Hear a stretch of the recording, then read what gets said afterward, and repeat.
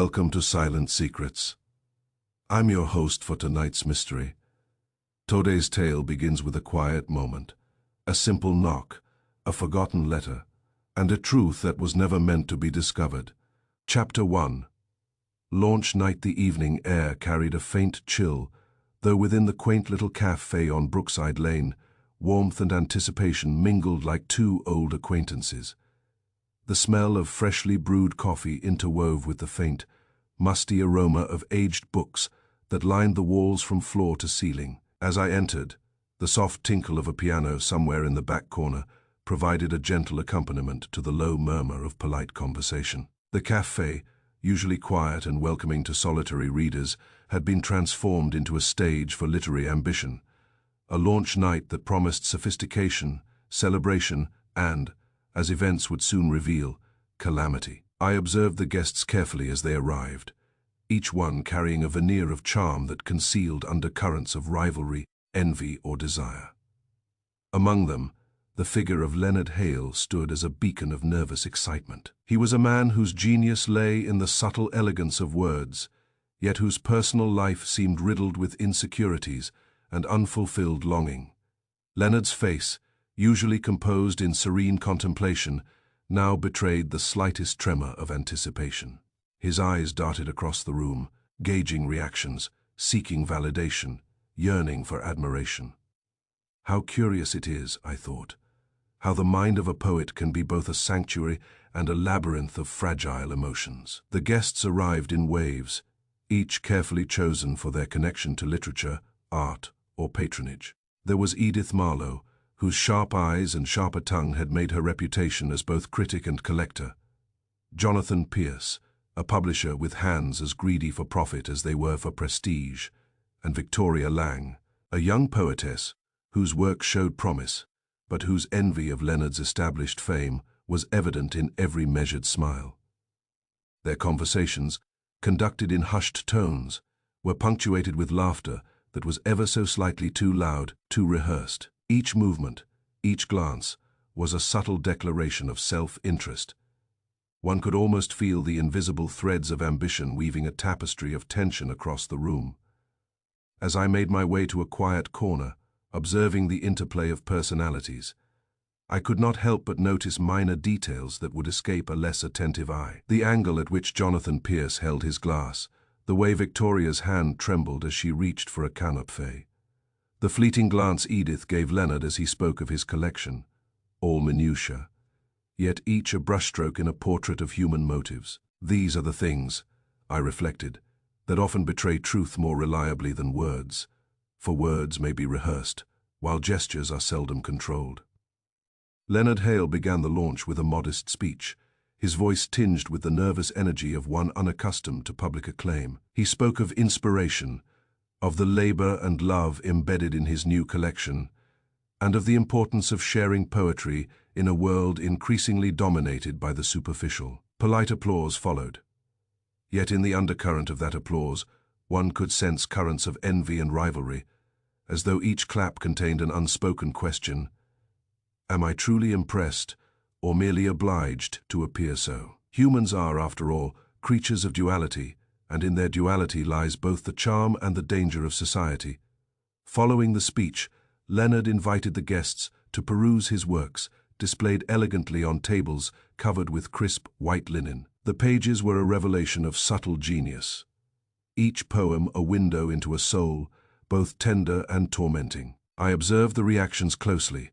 Victoria lingered over the most ambitious poems, her eyes glinting with both admiration and the faint sting of jealousy. Jonathan's gaze flickered between Leonard and the collection, calculating, measuring potential profit. Edith circled the room with the air of a hawk, noting, recording, and silently passing judgment. And then there were the lesser-known attendees, young hopefuls, admirers, who had come not to compete, but to be seen, to bask in the reflected glory of a poet's name. Each contributed to the delicate ecosystem of desire, fear, and ambition that had settled upon the room like an invisible fog. As the evening progressed, conversation grew more animated.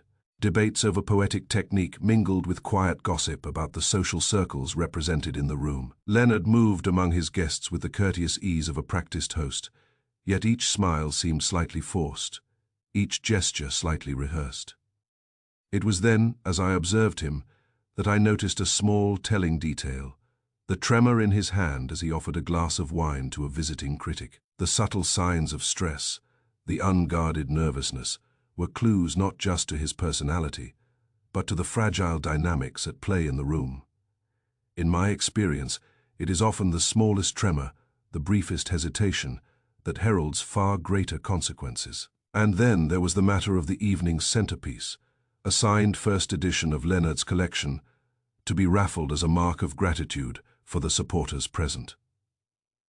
The book was displayed on a pedestal beneath a soft spotlight, its pristine cover gleaming like a beacon of aspiration. Eyes lingered, hands itched to touch, hearts pounded with a mix of reverence and desire. I noted, with the practiced eye of a detective, the subtle jockeying for position, the fleeting gestures of possessiveness, the way some guests calculated the odds of winning. Every human impulse was on display, a mirror reflecting both nobility and avarice. It was near the end of the evening, as the cafe's soft lighting cast gentle shadows across the room, that a sudden commotion drew the attention of all. A scream, high and sharp, cut through the gentle murmur like a knife. Guests turned, startled, their faces masks of surprise, curiosity and fear. At the far end of the room, Leonard stood rigid, his eyes wide, his mouth opening in disbelief. On the floor lay the lifeless form of one of the attendees, a man who had, until moments ago, been engaged in animated conversation about the merits of contemporary poetry. The shock was immediate, palpable, suffusing every corner of the café. In an instant, celebration had become tragedy. Laughter had been replaced by gasps of horror. I moved forward, careful to observe every reaction, every gesture. Guests shifted uneasily, some clutching at their drinks as if for comfort, others freezing in place, their eyes darting in suspicion. The dead man's expression was one of startled surprise, almost as if he had glimpsed something, some unexpected in his final moment. It is in such moments, I reflected, that the true character of human nature reveals itself. For fear strips away pretension, leaving only raw instinct. I knew, even in that first instant, that the case would be neither simple nor straightforward. The threads of ambition, jealousy, and desire were tightly woven together in a tapestry that promised complexity. Every smile, every whisper, every glance from that night would be a clue. And I, Hercule Poirot, with my little grey cells sharpened to their utmost, would unravel them all.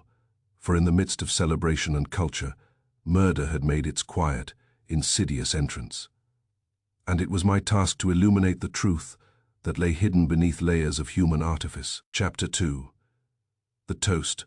The clinking of champagne glasses resonated through the café, like a delicate overture, an auditory symbol of celebration, prestige, and the fragile bonds of civility that held this gathering together. Leonard Hale, standing with his customary elegance, but now illuminated by the soft golden glow of the chandelier, raised his glass higher than the rest. His usual tremor of nervous energy had momentarily vanished, replaced by a radiant confidence that spoke of triumph, of culmination, and, I observed with a quiet, practiced eye, of an underlying tension barely contained. The guests followed suit, lifting their glasses in a ritual that was both public acknowledgement and personal declaration. Each clink echoed in the ears of the onlookers, a crystalline sound that seemed almost ritualistic, a prelude to something unforeseen. Leonard cleared his throat delicately, his hands usually so graceful, showing the faintest tremor, a subtle prelude, as I would later reflect, to the events about to unfold. "I would like," Leonard began, his voice carrying across the room with a clarity that commanded attention, "to thank each of you for sharing this night with me. Your presence is a gift I shall treasure, and I hope that in these pages, in these words, you find a reflection of the beauty and complexity of life itself." His eyes scanned the room, landing on each familiar face with a gesture of intimate recognition, and yet there lingered a flicker, almost imperceptible, of anxiety. A poet's constant companion, the fear of inadequacy disguised beneath practiced composure. Leonard then opened the leather, bound volume he had carried in his trembling hands.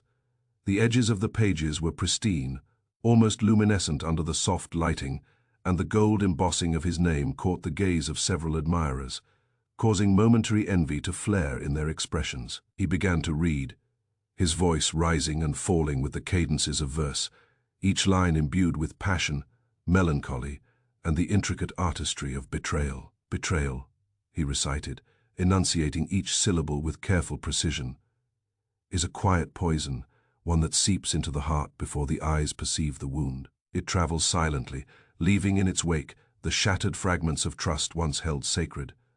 His words hung in the air, weaving a subtle tension through the room, like an invisible thread pulled taut between the living and the unseen specters of past indiscretions. The audience leaned forward, entranced, some moved to tears, others masking envy and disdain with polite smiles.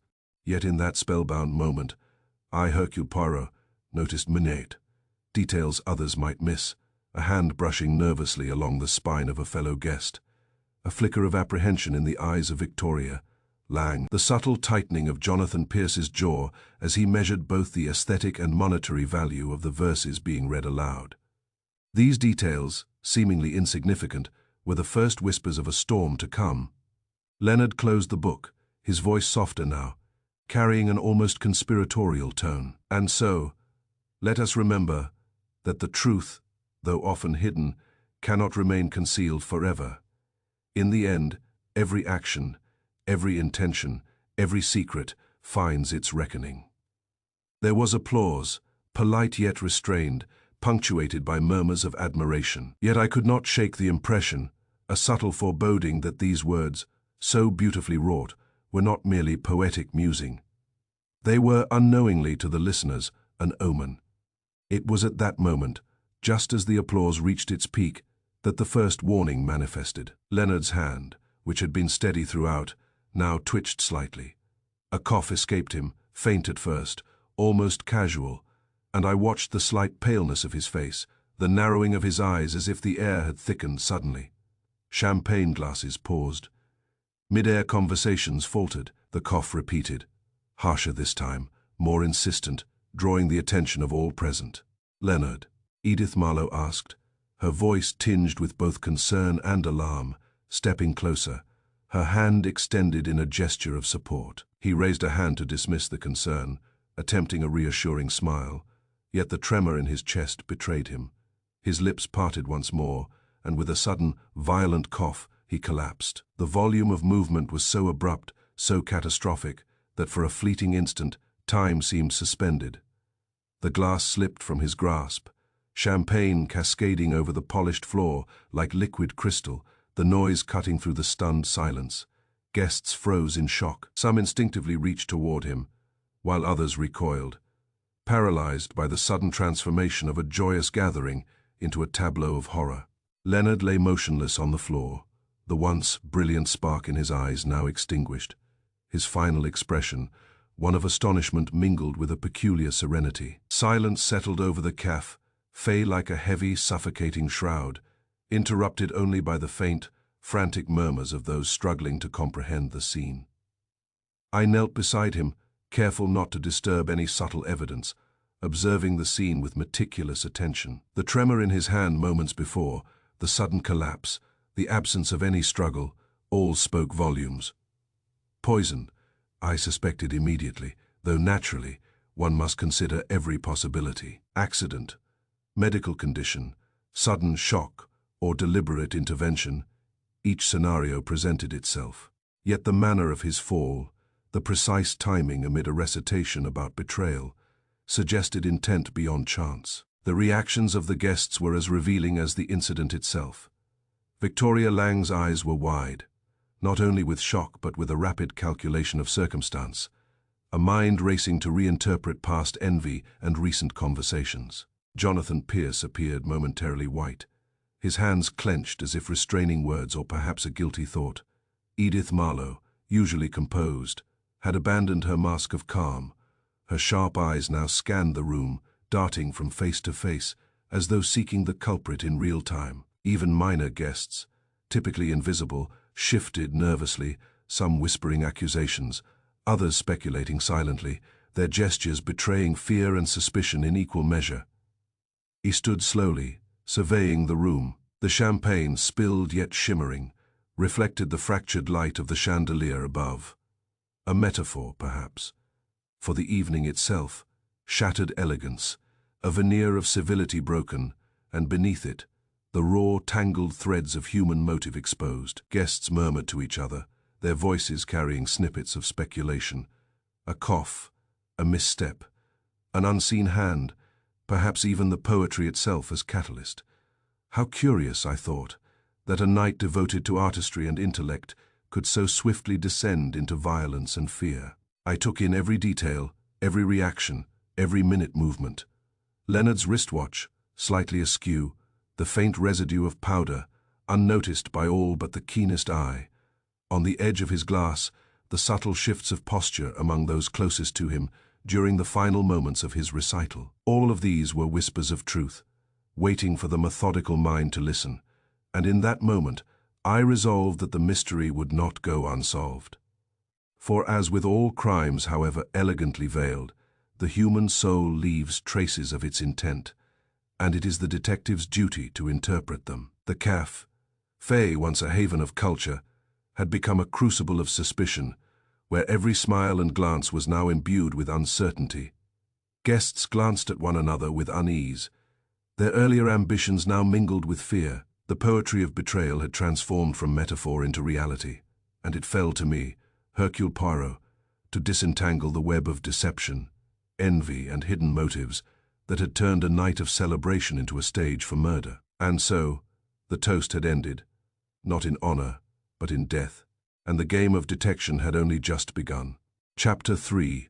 Panic among patrons. The air in the café had thickened with the weight of horror. Where moments before there had been a gentle hum of conversation, laughter, and the delicate clink of glasses, now only murmurs of disbelief and fear persisted. Guests shifted uneasily, their polished shoes scraping against the wooden floor, eyes darting to one another in a collective search for reassurance, or perhaps for culpability.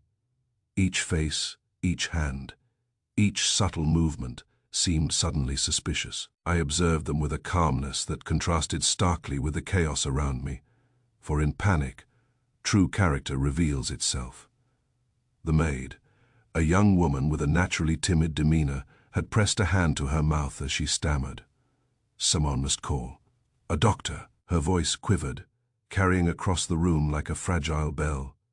Several guests obeyed immediately, retrieving phones and tapping at numbers, while others remained rooted to the spot, their expressions oscillating between shock and a primal desire for self-preservation. It was, I noted, the moment when social decorum falters and instinct asserts its primacy.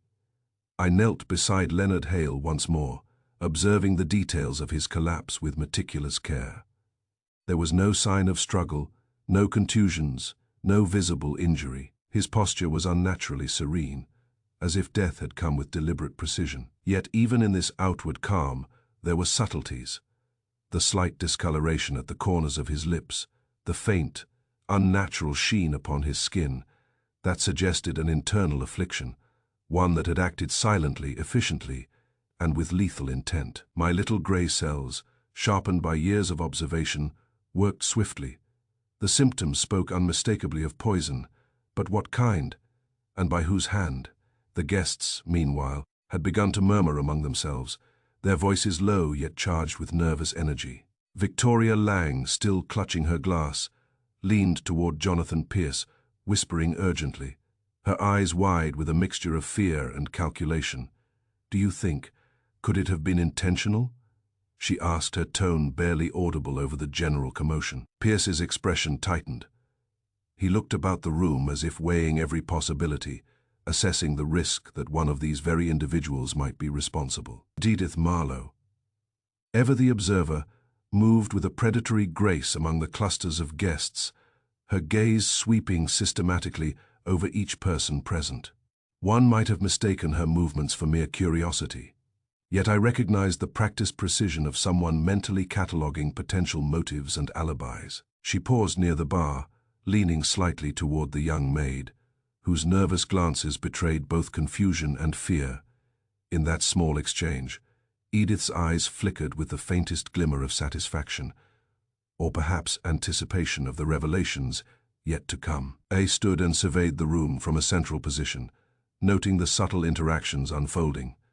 One man, whose name I had learned from introduction as Dr. Henry Carstairs, appeared particularly composed, almost too composed. He murmured reassurances to those around him, but his hands clasped tightly in front of him betrayed a tension that contradicted his words.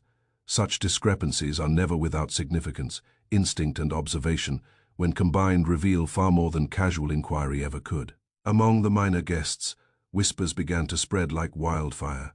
Speculation, half-formed and tinged with dread, gave rise to accusations almost before any concrete facts were known. Was it the champagne? Or perhaps something he ate? Could someone here have poisoned him? The words were frantic, often overlapping, each one a spark in the tinderbox of fear, and in this chaos, one must always remember. Panic is both shield and weapon. It obscures truth for the careless, yet illuminates subtle details for the attentive eye. I directed my attention to the objects closest to Leonard in the moments before his collapse. The glass he had raised now sat overturned, its contents glimmering on the polished floor.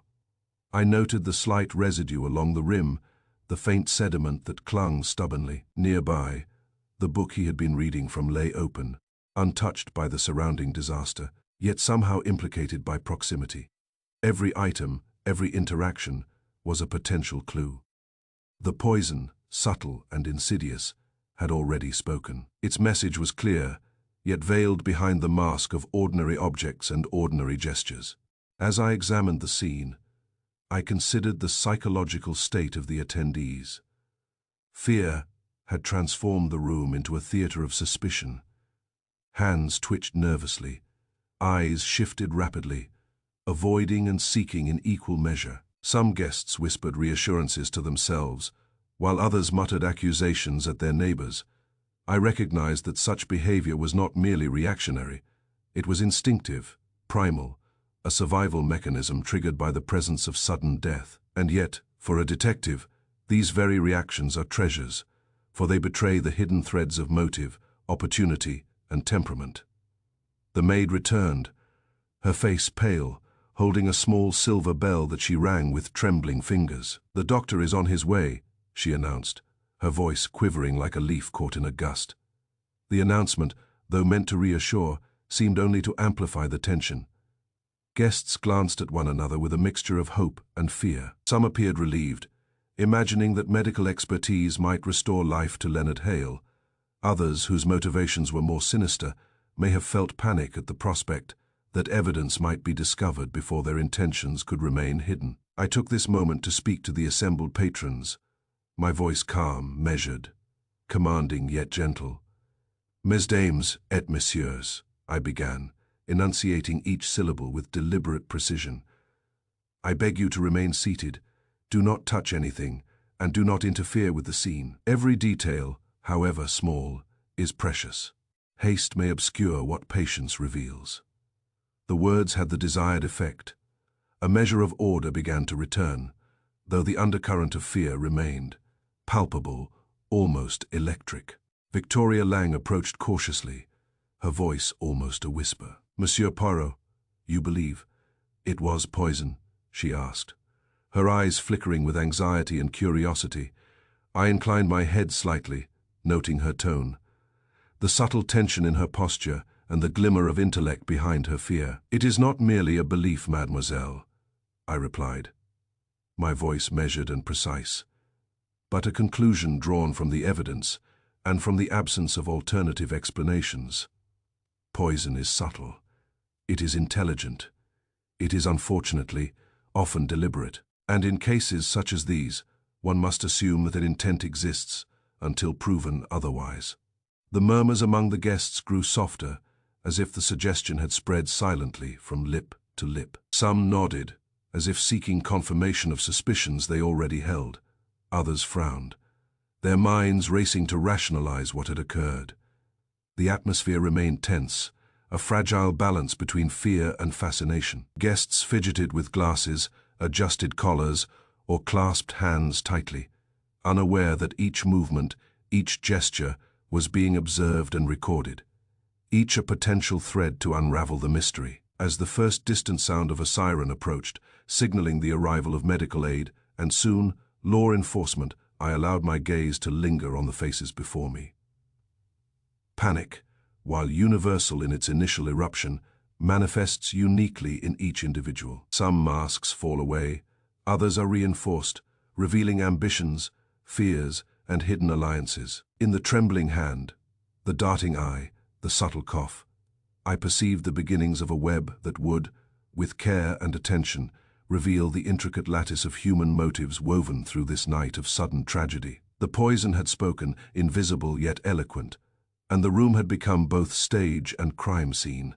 The mystery had begun in earnest, and the threads of intrigue, envy, and concealed malice were already intertwined, waiting to be disentangled by the patient and methodical mind. As I observed quietly, noting reactions, subtle gestures, and inconsistencies, I felt the familiar thrill that accompanies a new case. Every detail, however minor it may seem, is a key. Every expression, every hesitation, every whisper carries significance. And in this room, amid panic and fear, the truth awaited, concealed yet inevitable, ready to be revealed to the little grey cells of Hercule Poirot. Chapter 4. Hidden Grievances. As I observed the aftermath of Leonard Hale's sudden collapse, my mind began to sift through the evening's prior events, reconstructing them with the precision that is the hallmark of the detective's craft. In such moments, when panic has subsided and the initial shock has passed, one can often perceive the subtle undercurrents of human emotion, the whispered grievances, the fleeting resentments, the ambitions lurking behind smiles. Every face in that cafe had told a story, and I was determined to read each one, for in human nature, the motive for murder is often rooted in grievance. Clara Whitmore, the editor of the literary magazine that had long published Leonard's work, came to mind immediately. She had arrived that evening with a carefully measured smile, offering praise for Leonard's new collection, yet beneath her courteous exterior, there had been a flicker of resentment. Earlier in the evening, as I recall, she had lingered near the table of signed books, her eyes briefly narrowing as she overheard Leonard joking with another guest about a forthcoming promotion, an opportunity from which she had been deliberately excluded. I had noted the subtle tightening of her jaw and the flick of her eyes toward Leonard as he spoke. These were, to the untrained observer, inconsequential gestures, yet they often carry more truth than words. Jonathan Pierce, the rival poet, presented an even more obvious contrast between public decorum and private envy. His reputation for charm and wit was well known, yet as Leonard read aloud from his latest work, I observed the barely concealed irritation in Pierce's expression, a slight sneer, a tightening of his lips, a rapid, almost imperceptible flick of his hand across the rim of his glass. All these small actions betrayed a deeper, corrosive emotion, envy. He measured each poem with critical precision, not merely for aesthetic judgment, but as a calculating measure of his own perceived inadequacy. Rival poets, I have found, are often far more dangerous than jealous acquaintances, for their envy is fueled by both pride and the unyielding desire to dominate a field of intellect. Even within Leonard's family, subtle grievances simmered beneath the surface. His younger brother, Michael Hale, maintained the polite demeanor expected of family. Yet I noticed the occasional, almost imperceptible, glance of disdain whenever Leonard received praise. There was a careful balance in his posture, a rigidity of stance that hinted at long-standing resentment often born from a combination of perceived favoritism, overshadowing, and a desire for recognition that life had thus far denied. His hands folded across his chest were tense, and his eyes, though polite, betrayed an impatient calculation, as if evaluating both opportunity and risk in equal measure. Other attendees contributed to the tapestry of tension, each bringing grievances unique to their position in Leonard's social and professional network. Victoria Lang, the young poetess, for example, had seemed outwardly eager to celebrate Leonard's success. Yet there had been a hint of self-conscious competitiveness in her posture. She had lingered near him during his recitation, listening intently to the audience's reactions, her eyes flitting with the quiet question, Why him and not me? It is in such questions, unspoken yet persistent, that the seed of potential motive is often planted. Even seemingly minor participants could harbor dangerous intentions. The Saffe staff, for instance, though accustomed to discreet service and decorum, occasionally exchanged glances charged with emotion, some subtle amusement, some impatience, some resentment. In my experience, those on the periphery of social recognition often nurture grievances that are as dangerous as those openly admitted. I had observed one young waiter lingering near the table of refreshments, his eyes not merely attentive but calculating, noting the placement of glasses, the arrival of guests, and the moments of distraction that might provide an opportunity for mischief, or worse. The interconnected nature of grievances became increasingly apparent as I reflected on the evening's minor incidents. A dropped napkin, a whispered aside, a hastily masked frown, each seemingly trivial occurrence, now revealed itself as a piece in a complex puzzle. Guests had not only been present for the launch of Leonard's work, they had been immersed in a subtle theater of interpersonal tension, each participant performing a role that concealed both envy and ambition. It is often in such minutiae, I have learned, that the true nature of human intent is exposed. I recall, too, a brief interaction between Leonard and Edith Marlowe. As he passed her table, she had offered him a congratulatory word, her tone sweet, almost honeyed, yet the look she cast afterward, just a fraction of a second, was sharply calculating. She observed not only Leonard's reaction but the reactions of others, almost as if she were collecting evidence to be stored in the recesses of her mind for future use. Such a detail, minor as it seemed in the glow of celebration, could later provide insight into intent, motive, or opportunity. The presence of poison, subtle and deliberate, as revealed in Leonard's sudden collapse, now demanded that I examine these grievances not merely as social curiosities, but as potential catalysts for murder. Each emotion, however small, could be magnified under the right circumstances. The quiet bitterness of Clara, the professional envy of Jonathan, the restrained resentment of Michael, the subtle competitiveness of Victoria, and even the minor irritations of peripheral figures, all had the potential, when combined with knowledge of opportunity and access, to produce a deadly outcome. I also considered timing, as the orchestration of grievance and opportunity is as much an art as any literary endeavor. The collapse had occurred precisely at the moment when Leonard's reading addressed betrayal, a moment when emotions had been heightened, tensions subtly amplified, and attentiveness heightened among his audience. The poet's words, though seemingly innocent, had become the backdrop against which envy and resentment were made manifest.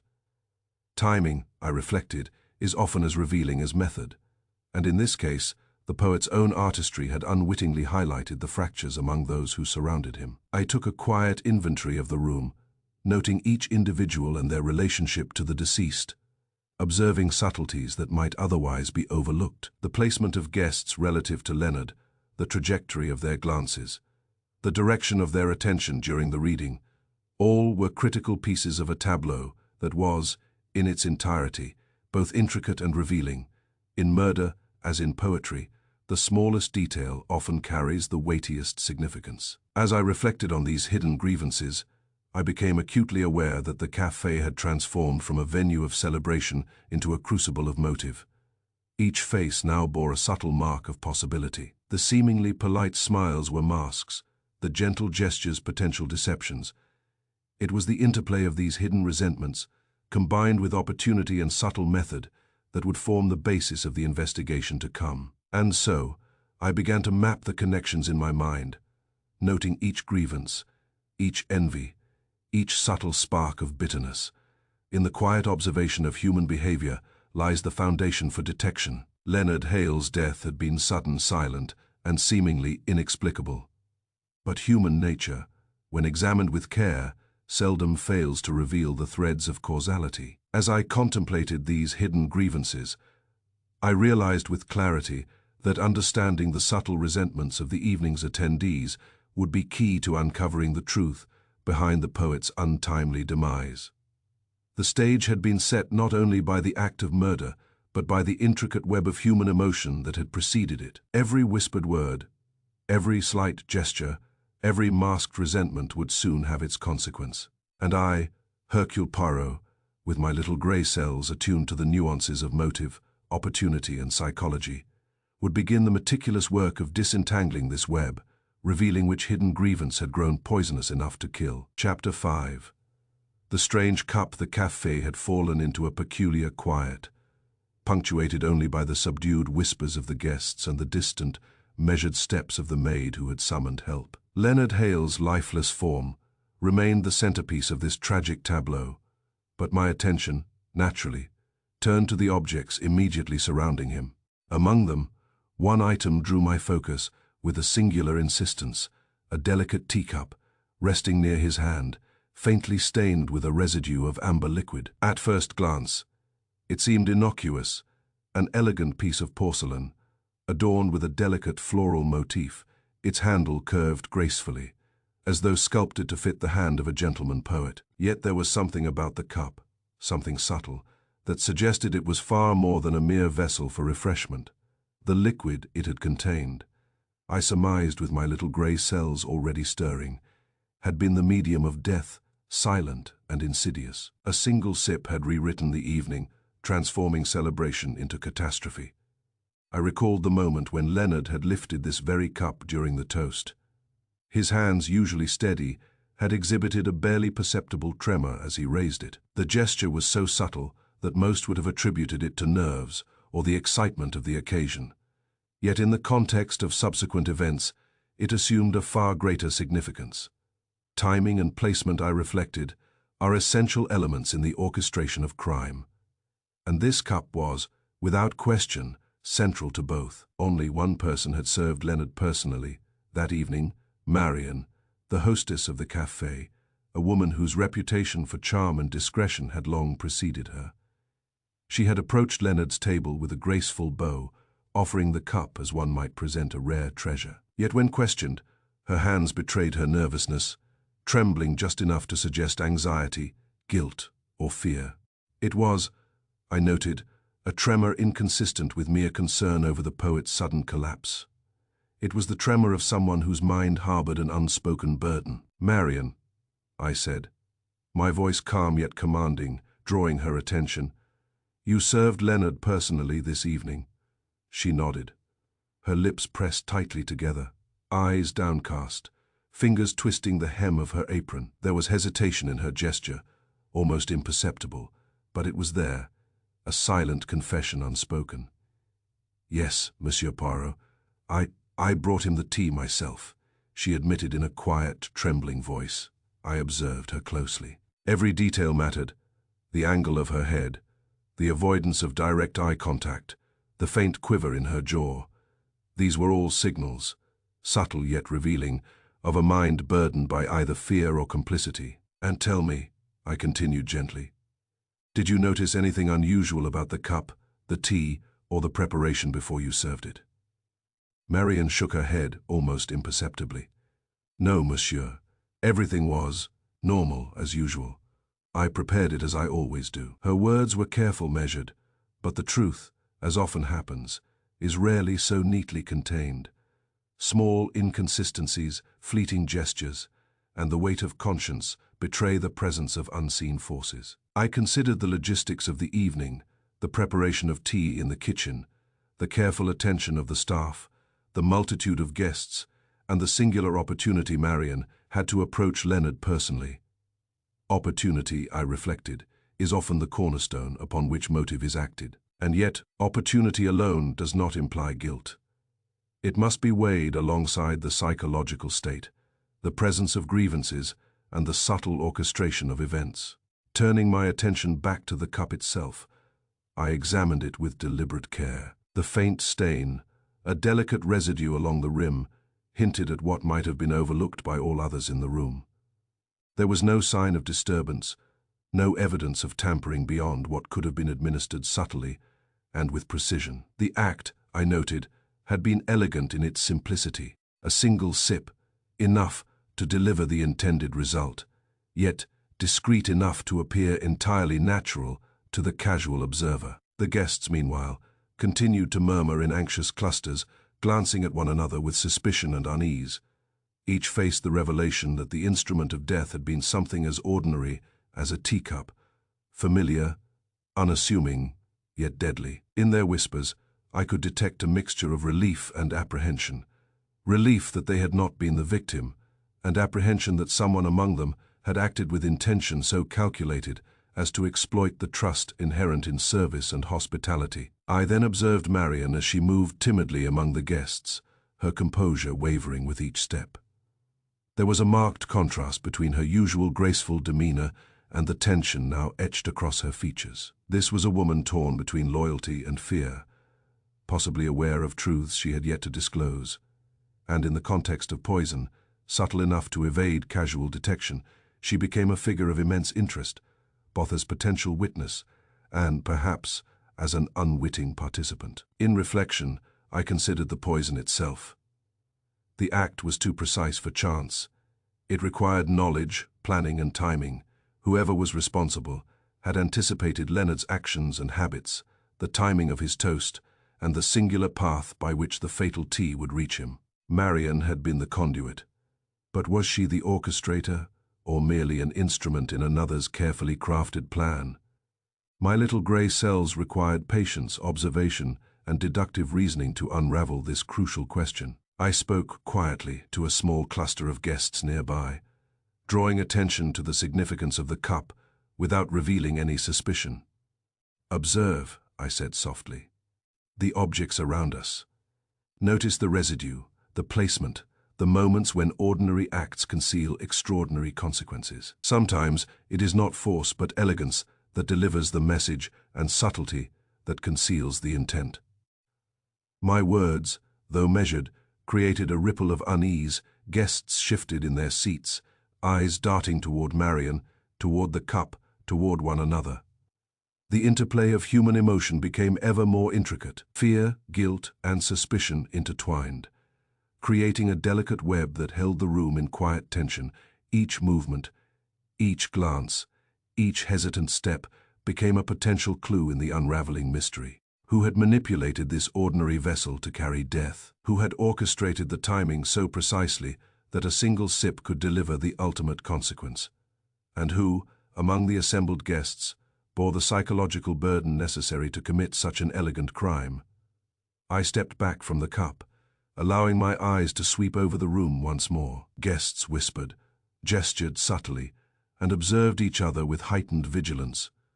In the interplay of these subtle behaviors lay the key to unraveling the mystery. The strange cup, unassuming yet deadly, had transformed the evening into a stage for the revelation of human ambition, envy, and concealed malice. The perpetrator had acted with precision, relying on trust and subtlety, and the entire room had now become both theater and evidence. In contemplating the significance of this cup, I realized with clarity that the murder had been more than an act of impulse. It was a meticulously planned demonstration of power, intellect, and opportunity. The poison had spoken silently, but its message was unmistakable. Death had entered through elegance, and truth would be revealed through observation. As I watched Marian retreat into a corner, her hands still trembling, I knew that the cup was only the beginning, the first tangible clue in a complex tapestry of motive, grievance, and human frailty.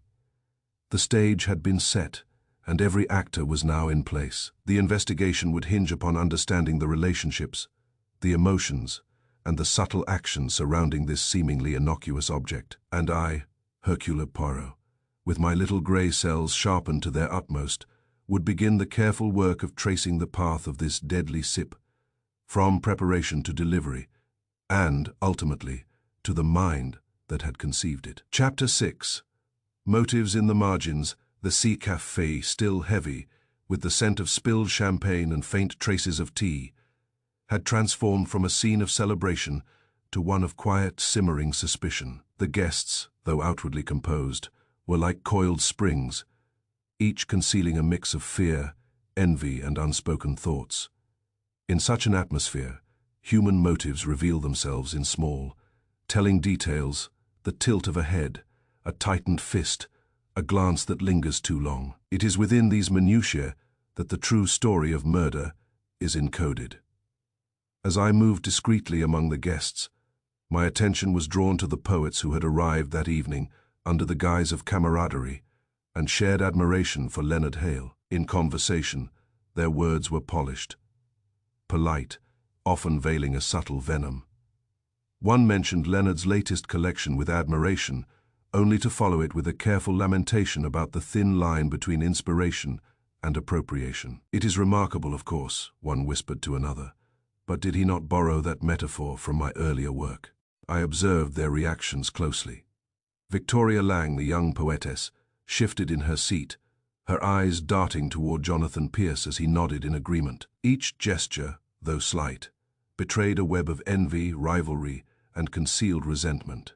Leonard's work, admired and celebrated in public, had provoked private grudges among those who felt overshadowed, unacknowledged, or outright wronged. These grievances, subtle as they seemed, could easily fester into motives for extreme action. Even more revealing was the testimony of Leonard's assistant, Miss Eleanor Finch. She was a young woman of keen intellect, accustomed to both the idiosyncrasies of her employer and the delicate politics of literary society. I had observed her throughout the evening, her quiet attentiveness, the precise way she handled manuscripts, and the brief moments when her eyes flickered with concern as Leonard interacted with the guests. Alone, she disclosed to me certain sensitive matters that could, if revealed at the wrong time, prove explosive. "There were manuscripts," Eleanor said softly, her voice barely above the murmur of other conversations, forged works that Leonard discovered, but he never exposed them. He feared scandal.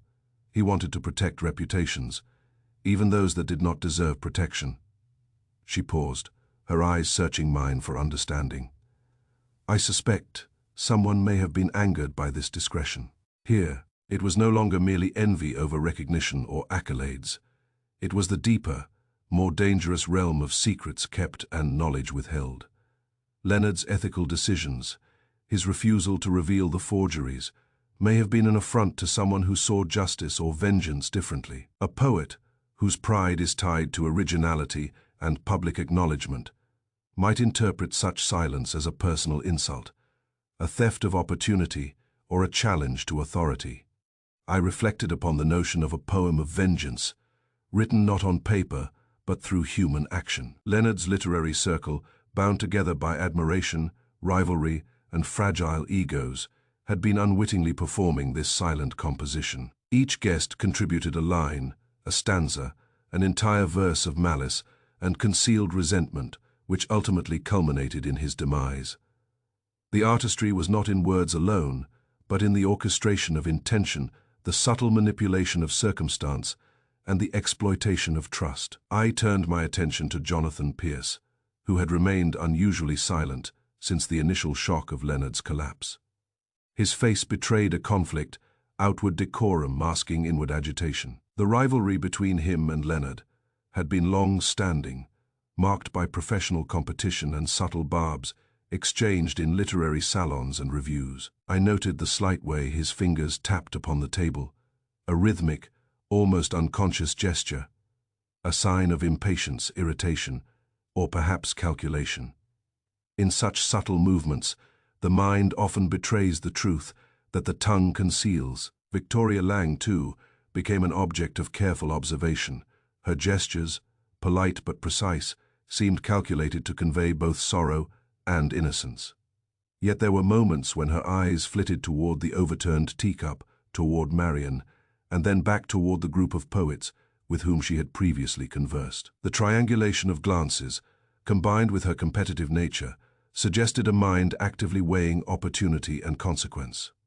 In a murder investigation, the interplay between opportunity and desire is invariably central. Eleanor, Leonard's assistant, provided additional insight into the hidden grievances that threaded through the evening.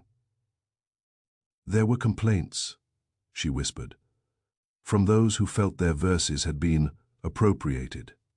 Leonard often credited collaborators, yet some felt slighted. And some of these people, I would not be surprised if they saw his death as a solution." Her eyes reflected a careful awareness of the danger, tempered by a sense of duty to the deceased and the truth. As I considered these revelations, it became evident that each guest could have had a reason to end Leonard's life. Literary theft, professional envy, personal affronts, and the perception of moral or artistic injustice all converged in a single charged evening. The motive, however, was only one component.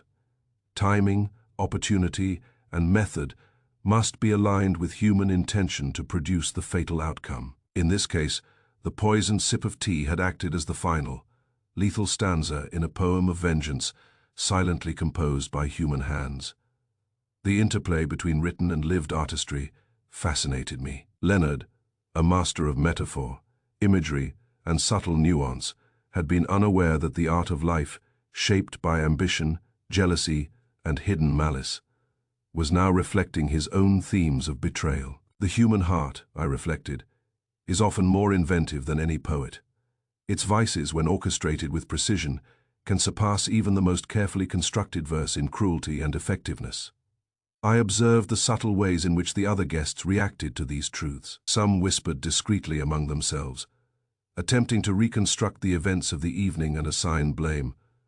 Others retreated into silence, their faces masks of polite restraint concealing agitation or guilt. The distribution of attention, the fleeting eye contact, the avoidance of specific individuals, all were threads in a complex tapestry of human emotion and potential culpability.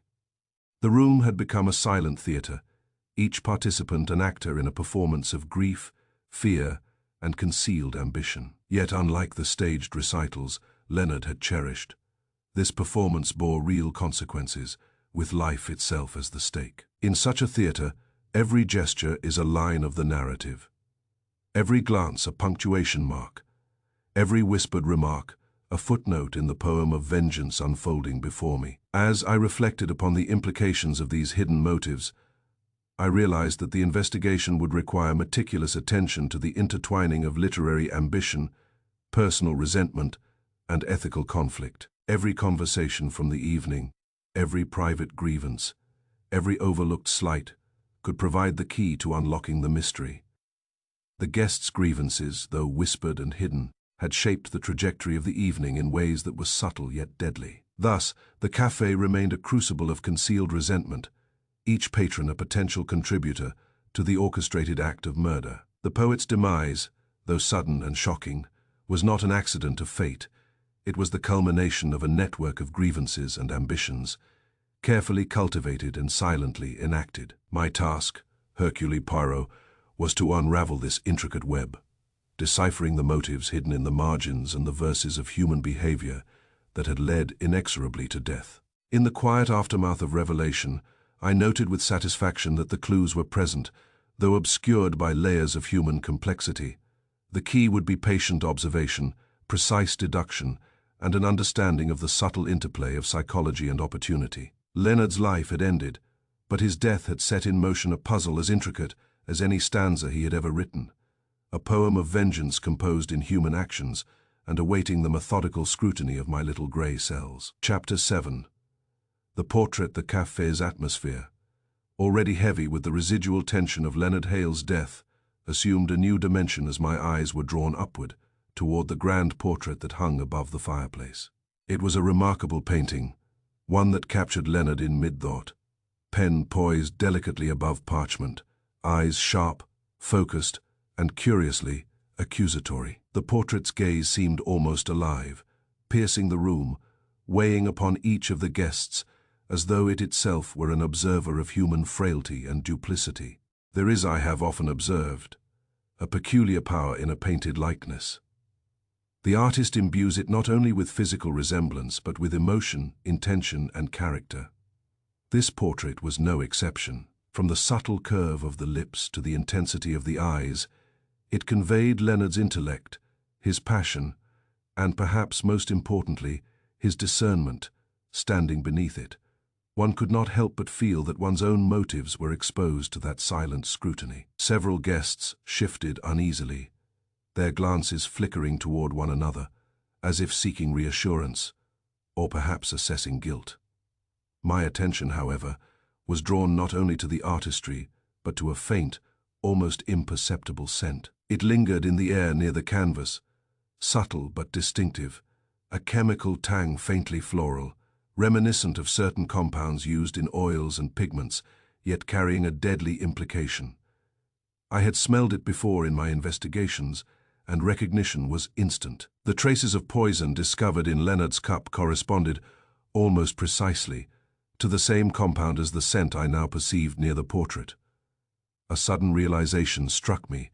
The medium of art itself had become a potential weapon. It was a curious and elegant method, one that aligned perfectly with the intellect of both victim and potential perpetrator. The poison could have been applied indirectly, absorbed through proximity, or transferred via contact with the painted surface, or perhaps administered by a medium so subtle that the ordinary observer would notice nothing at all. This was no crude act of violence, but a sophisticated orchestration, one that required knowledge of chemistry, psychology, and the victim's habits. Whoever had devised this plan had anticipated the placement of the portrait, the behavior of the guests, and the precise timing necessary to deliver the fatal effect. I examined the edges of the canvas, noting the slight smudges along the frame, the faint fingerprints left by someone who may have adjusted it in preparation.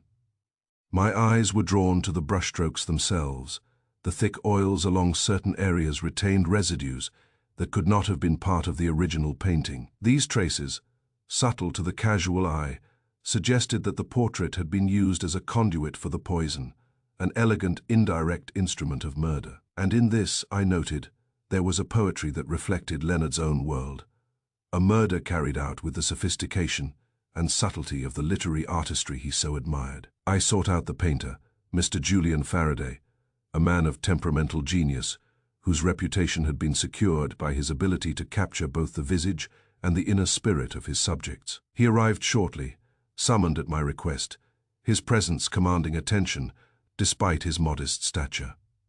"Monsieur Poirot," he said, bowing slightly, "you wish to speak regarding the portrait." His eyes, though attentive, betrayed a flicker of unease, a subtle reaction, the kind one cannot easily feign. "Yes, Mr. Faraday," I replied, careful to maintain composure. "I am most intrigued by your work.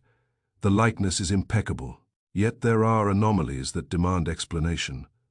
Tell me, during the creation of this portrait, did you employ any unusual substances, or perhaps unusual methods in the handling of your materials?" Faraday's brow furrowed, and for a moment he hesitated, as if weighing how much to disclose. "Monsieur," he said finally, "my technique is unorthodox at times. I favor certain oils for their longevity and sheen, occasionally adding scents to enhance the drying process. But nothing harmful, I assure you. I would never harm the man I painted." His insistence was heartfelt, yet my little grey cells noted the faint trembling of his hands as he gestured toward the canvas. Subtle nervous signals often betray more than words can express. I considered the possibility that the poison, though matching the chemical profile of his oils, may not have originated from him personally. Yet his proximity, the handling of brushes, the transfer of pigment and scent, all provided a vector for investigation. As I moved carefully around the room, observing reactions to both the portrait and my line of questioning, I noted the shifts in the guest's demeanor. Victoria Lang lingered near the fireplace, her gaze drawn upward at the painted eyes, almost as if the portrait itself had accused her. Jonathan Pierce, standing slightly apart, avoided direct observation, his lips pursed as he measured the implications of this new revelation. Each individual, in their subtle body language, revealed a consciousness of both opportunity and risk. The connection between the poisoned tea and the portrait became increasingly compelling. The chemical traces were similar. The timing could have been synchronized. The placement of Leonard in front of the canvas during his toast provided both opportunity and dramatic effect. Whoever had intended harm could have leveraged multiple methods, direct via the cup, indirect via residual contact, or even the suggestion of threat, to ensure both lethality and theatricality. In this, the murder mirrored Leonard's own artistry, precise, deliberate, and imbued with layered meaning. I asked Faraday to demonstrate his typical handling of brushes and pigments, observing each motion, each inclination, each transfer of hand to canvas. The process was deliberate, meticulous, and, in the wrong hands, potentially dangerous. It became clear that someone with knowledge of both painting and chemistry could manipulate these tools to lethal effect, masking the act within the ordinary motions of artistic creation. Meanwhile, I considered the psychological implications. The portrait, in its silent judgment, exerted influence over those who lingered beneath it. Its eyes immortalized in oil became an unseen witness to human frailty, envy, and concealed malice. Guests reacted to this silent presence with subtle gestures. Some avoided it, some lingered. Some gestured toward it in casual conversation, masking their inner calculations. The human mind, when confronted with the gaze of perceived judgment, often reveals truths, even when words conceal them. I moved to inspect the area immediately beneath the portrait, noting dust, fingerprints, and the placement of objects. Here lay the invisible architecture of opportunity, the subtle arrangement that allowed poison to traverse from brush to cup, from surface to hand, from intention to consequence. The sophistication of the act revealed a mind that appreciated both artistry and human psychology, combining method and symbolism in a single fatal expression. As I surveyed the room, absorbing both the tangible evidence and the unspoken reactions of the guests, it became evident that the portrait was not merely decoration. It was a crucial instrument in the orchestration of murder, a silent accomplice in a drama of intellect and malice. The poison had been administered not only through the cup, but had its echoes in the medium of art itself, intertwining method and symbolism in a manner both elegant and terrifying. The guests, now aware of the connection, reacted subtly yet unmistakably. Victoria Lang's hand trembled as she adjusted her scarf.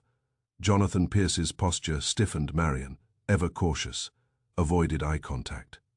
Her movements measured and hesitant. Each micro-gesture was a thread to be traced, a clue to be connected in the complex tapestry of motive, opportunity, and method. And so, the portrait hung, a silent arbiter of guilt and observation, its eyes following every movement, every hesitation, every secret thought. Art had become a weapon, subtle, indirect, and insidious. The human hand, guided by intellect and emotion, had turned creativity into a means of destruction, and the café, once a stage for literary admiration, had become the theater of a murder both elegant and precise. For Hercule Poirot, the task was clear: unravel the interplay between human ambition, artistic medium, and chemical craft, to discover who had orchestrated the perfect symphony of death, and to reveal, as always, the mind behind the method. Chapter 8. Confessions over coffee. The café, though outwardly calm, was permeated with a tension that could not be dissipated by mere words or gestures. Guests spoke in hushed tones, circling one another with polite caution, as if the very air had grown charged with accusation. I sat quietly at a corner table, my attention focused on the small, seemingly mundane cup of coffee before me, noting how ordinary objects can become instruments of revelation. The act of confession often emerges in the most unassuming moments. I have always observed when pride, fear, or conscience tip the scales toward disclosure. Marion, the hostess, moved with deliberate caution as she approached, her gaze briefly meeting mine before flitting away, betraying an inner conflict. I gestured for her to sit, aware that the careful orchestration of confession requires both patience and a safe psychological space. Once seated, she folded her hands tightly, her fingers interlaced, and for a long moment said nothing, merely staring at the porcelain cup that sat between us. The coffee within steamed faintly, an aromatic reminder of the very medium by which she had facilitated the fatal act. "Marion," I began gently, my voice calm, precise, yet carrying the authority that commands attention. "You have been under great stress tonight, as have we all, but I feel from my little grey cells that the truth is pressing upon you. Do not fear, speak freely, and let us understand the sequence of events as they truly occurred." Her hands trembled slightly, and a soft sigh escaped her lips as if an internal struggle had reached a tipping point. "Monsieur Poirot, I suppose there is no avoiding it," she said, her voice barely above a whisper. "I did what I did. It was not spontaneous. It was planned." Her eyes filled with a mixture of guilt and release, a common reaction in those burdened by long-concealed intent. I inclined my head slightly, encouraging her to continue, while noting the subtle micro-expressions that accompanied each phrase, the flicker of her eyelids, the shift of her shoulders, the slight quiver in her jaw. Each was a thread revealing the depth of her psychological state. "Tell me, Marian," I said, "what led you to such a course? What grievances, what slights, what pressures have compelled this action?" Her hands twisted together as she spoke, and I observed the careful rhythm of her breath, the measured cadence that betrays a mind accustomed to both concealment and fear. "Years of humiliation, monsieur," she confessed. "Not from Leonard himself, perhaps not always consciously, but from the world around him. I was always present, always assisting, always overlooked. Guests would ignore me.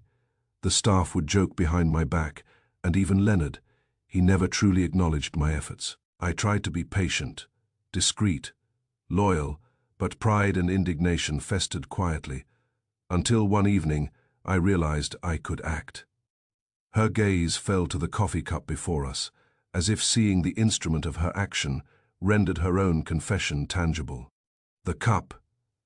It was my responsibility. I placed it in his hand at the precise moment, ensuring that the poison would be consumed when his attention was directed toward the audience. And the portrait, I tampered with it subtly, leaving traces on the brush that could later confirm the chemical signature, should anyone investigate. I wanted it to appear accidental, an unfortunate confluence of circumstances, but the truth was deliberate. I nodded slightly, acknowledging both the courage and danger inherent in such disclosures. It is often in quiet moments, amid ordinary routines and familiar rituals, that the human mind surrenders its secrets. Marian's confession, while carefully measured, was infused with a psychological honesty that could not be fabricated. Subtle tells, finger movements, eye direction, posture, confirmed the veracity of her words.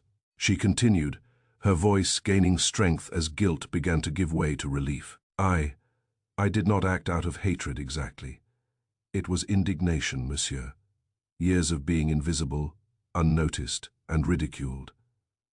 Leonard's brilliance, his charm, his public acclaim, all contrasted with my quiet, unrecognized service. The method, the tea, the portrait. It was my design to ensure efficiency, subtlety, and inevitability, one sip, one fatal act. Yet it was hidden in plain sight, as if the world itself conspired to conceal my hand.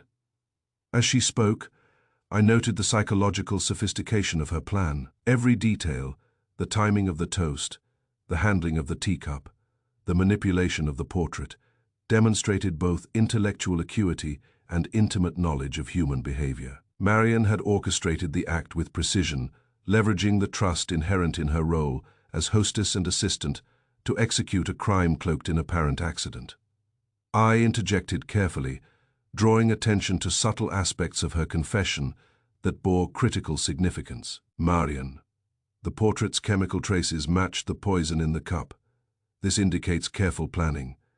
You understood the chemistry involved, the transfer of residue, and the timing necessary to deliver the fatal dose. Did you act alone, or was there another who guided your hand?" She hesitated, a long pause that seemed to stretch the very air around us, before replying softly. "Alone, monsieur. I did this alone. I planned it meticulously, rehearsed it in my mind countless times, and waited for the perfect opportunity.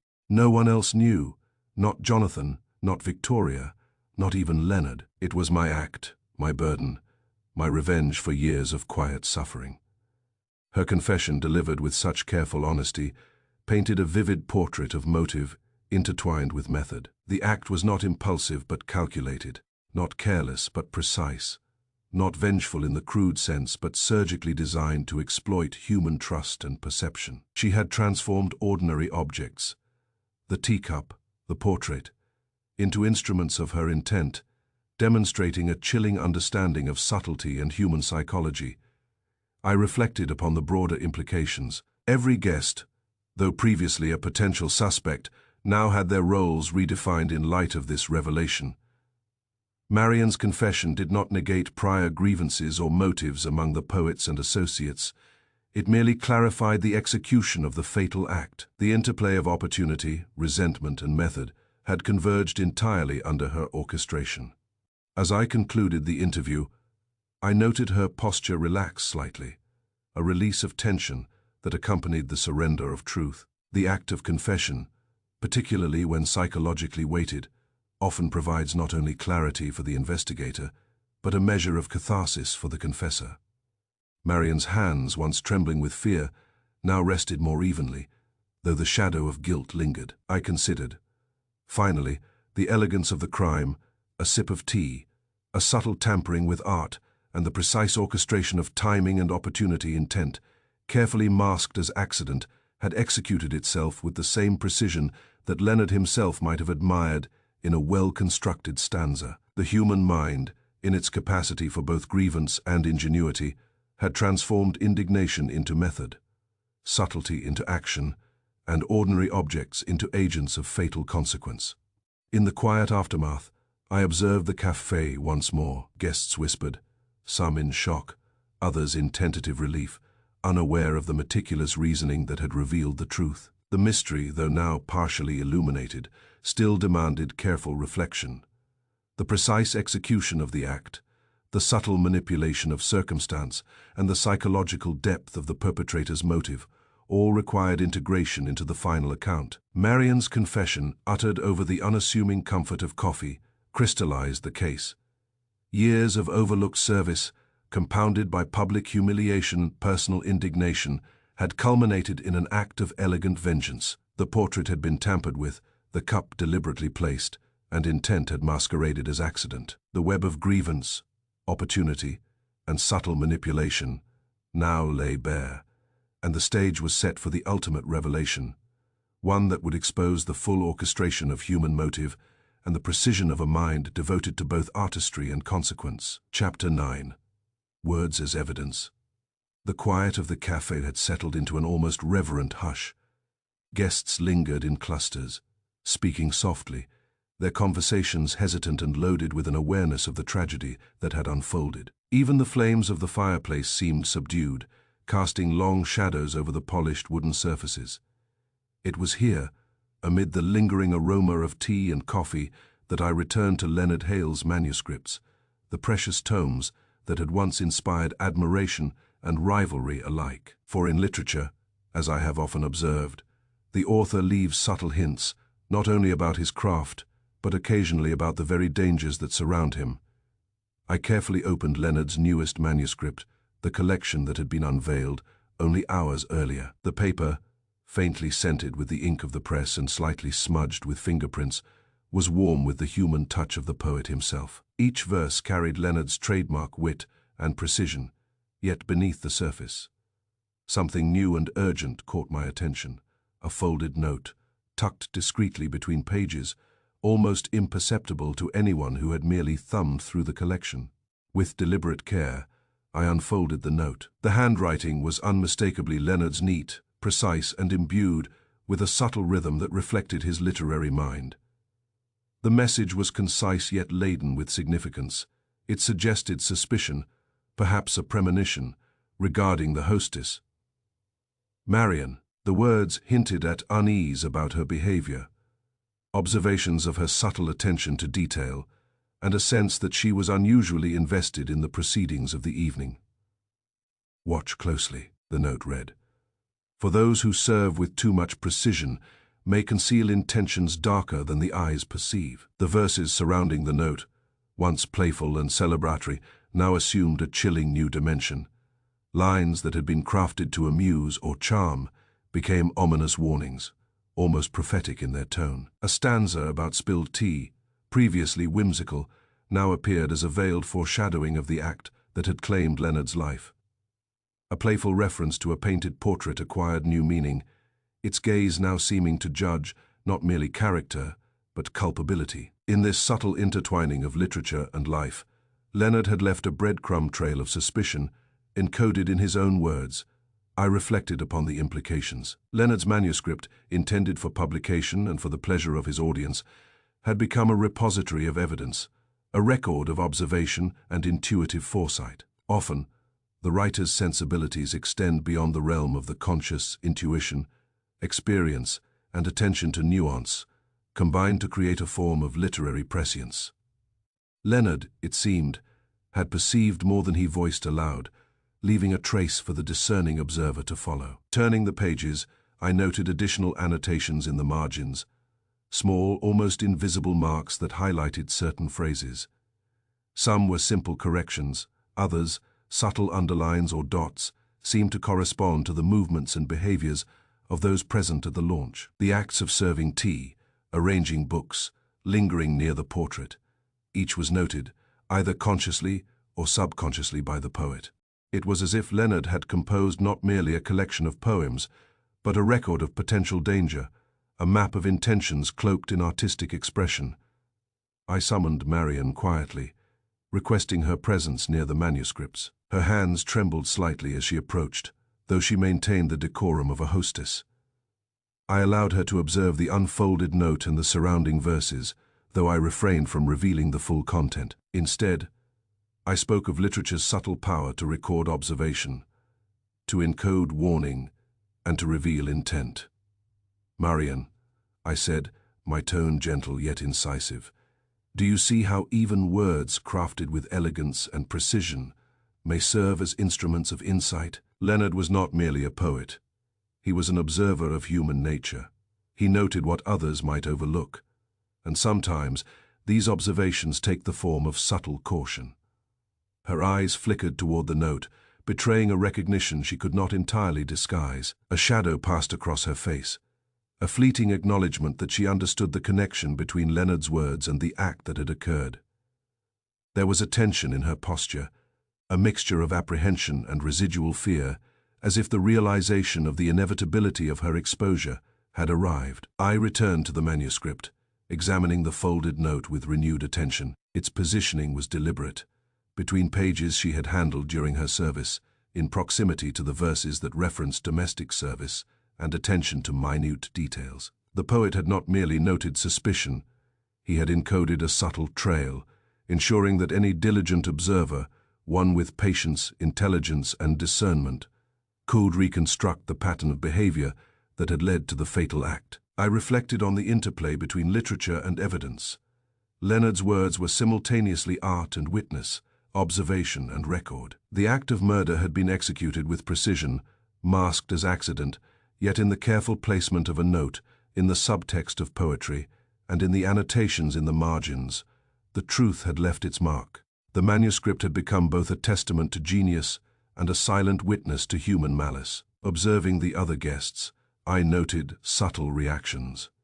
Victoria Lang's glance lingered on the manuscripts, a mixture of curiosity and apprehension evident in her posture. Jonathan Pierce's expression was unreadable, yet his eyes betrayed a careful calculation, as if he were reconstructing events and evaluating risks. Marian's gaze, however, remained fixed on the unfolding pages, her fingers curling slightly, as if to contain the trembling of both hand and conscience. I considered the precise sequence of events, the cup, the portrait, the meticulous planning.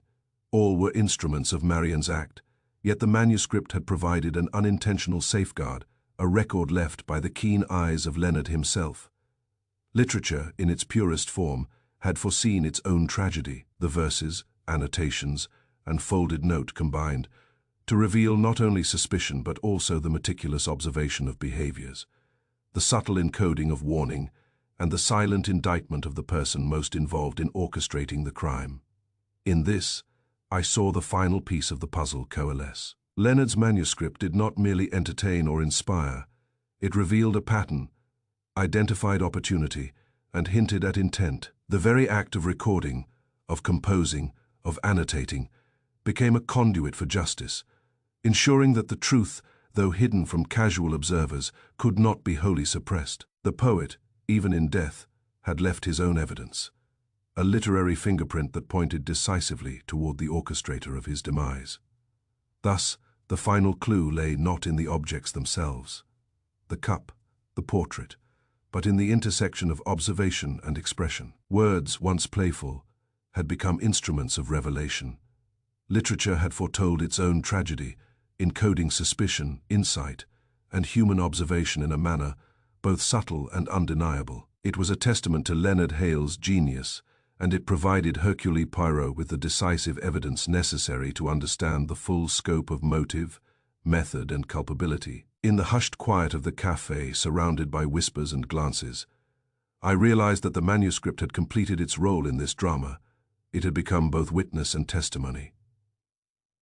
The act of reading, of attentive observation, had unveiled a narrative more powerful than any verse alone. Words in the hands of a careful mind had served as evidence, confirming suspicion, illuminating intent, and preparing the stage for the ultimate revelation. Chapter 10.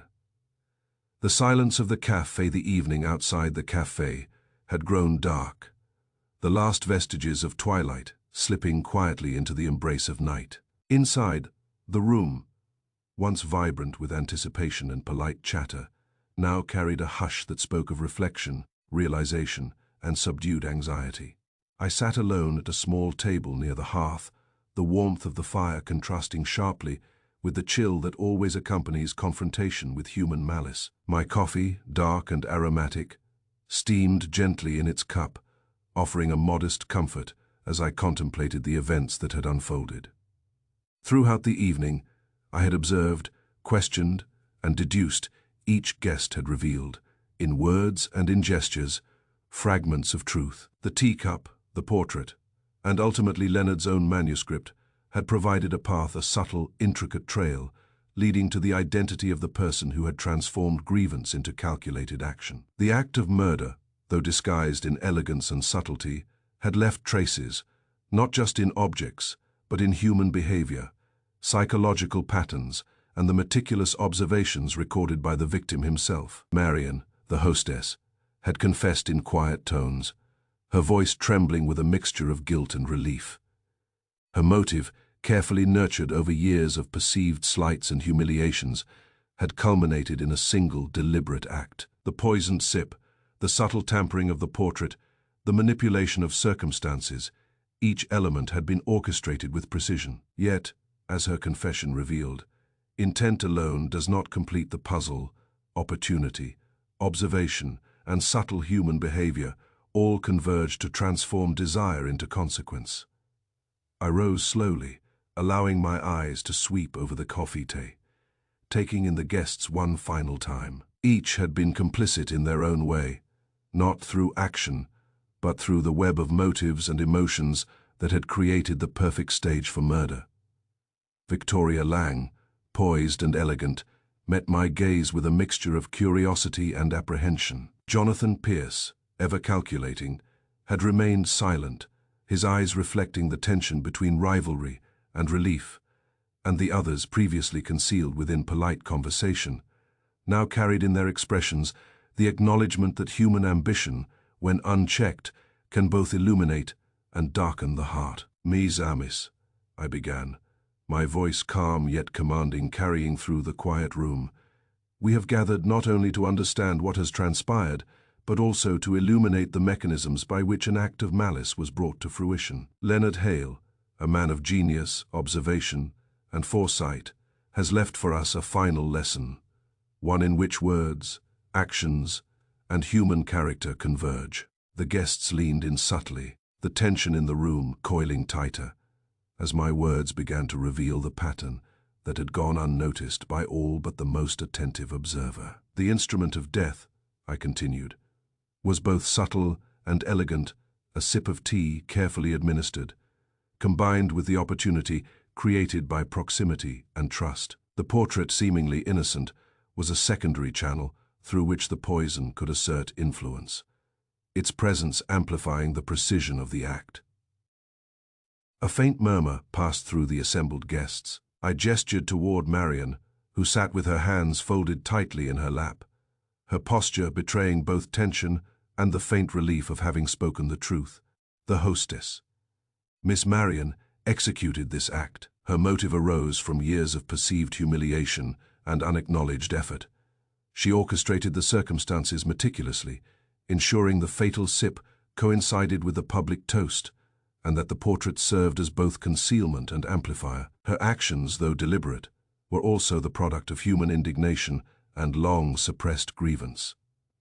I paused to allow the weight of the revelation to settle, observing the reactions of each guest.